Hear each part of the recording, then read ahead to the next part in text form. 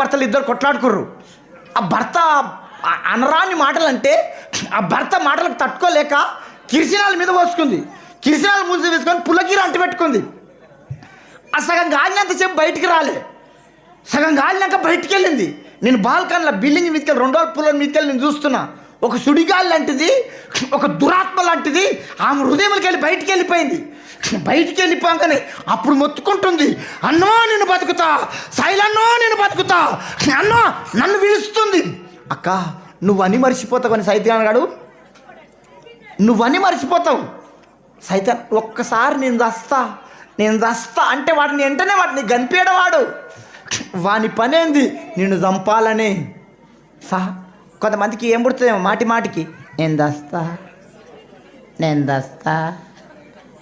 దస్తా ఆడంటాడు, నడువు పోదాం ఊరి పెట్టుకో, ఏంటేం తాగు, బయలుపడి సావు, యాసిడ్ ఉంది బాత్రూంలో, తాగే.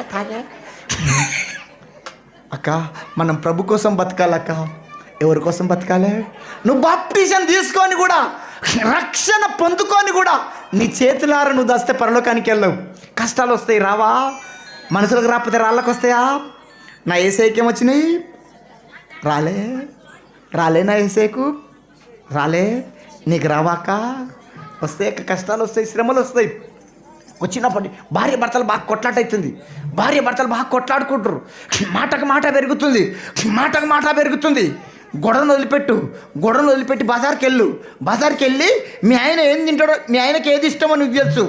వేడి పకోడా, చికెన్ కూరనా, మటనా, లేకపోతే వేడి జిలేవా, లేకపోతే వేడి పకోడీ అర్ధ కిలో పకోడీ కట్టించుకొని పార్సల్ వేడి, లేకపోతే అర్ధ కిలో చికెన్ తీసుకొని, లేకపోతే అర్ధ కిలో మటన్ తీసుకొని 1 గంట సేపటి తర్వాత ఇంటికి వచ్చి మీ భర్త నన్ను ఏం కొట్లాడుతుందా మంచిగా పకోడీ తెచ్చిన ఇద్దరం కలిసిందాం.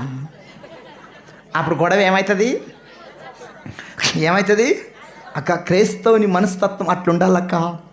క్రైస్తవుడు అంత తగ్గాలి. తగ్గుతామా మనం?